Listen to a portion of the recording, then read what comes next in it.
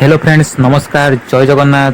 चलतु आज भिडियो रे कंप्यूटर सीपीयू मध्य पार्ट्स गुड़िक विषय जाना एवं किसी बेसिक नॉलेज शिखा। चलतु भिडियोटी की स्टार्ट करवा। कंप्यूटर भितर कौन अच्छी कौन आप जानते कि जदि जानी ना तो भिडियोटी को फुल वाच करूँ सबू जापर।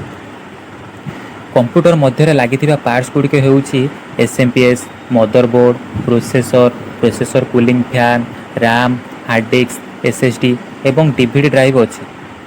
चलतु जानिबा एई पार्ट्स गुड़िकर काम कौन। फास्ट एसएमपीएस रो फुल फॉर्म होउछि स्विच्ड मोड पावर सप्लाई। यार काम होउछि कंप्यूटर मध्य लगी सब कंपोनेंट्स मानकु पावर देबा। सेकेंड होउछि मदरबोर्ड होउछि कंप्यूटर मुख्य सर्किट जहाँ कि processor, RAM, hard disk, USB port, graphic card एवं डीवीडी ड्राइव को कम्युनिकेशन कराइबारे सहायता करे।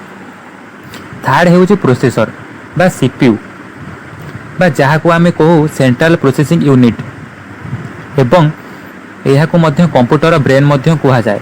यह छड़ा कंप्यूटर लगी ऑपरेटिंग सिस्टम को मध्य चलाइबार सहायता करे। फोर्थ होउछि प्रोसेसर कूलिंग फैन। यार मध्य काम होउछि प्रोसेसर अधिक गरम हेतुबारु ठंडा करिबा।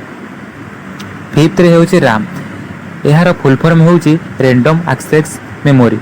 यह वर्तमान चालुथुवा प्रोग्राम किंबा टेम्पोरारी डाटा स्टोर करिबारे सहायता करे एवं कंप्यूटर को फास्ट चलाइबारे मध्य सहायता करे।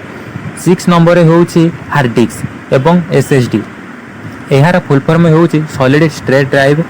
यह आम डाटा को स्टोर करी रखिबारे सहायता करे एवं डाटा स्टोर करिबा पई फ्लैश मेमोरी यूज करिथाय। तो आज आम जानिले कंप्यूटर सीपीयू मध्य कौन अच्छी।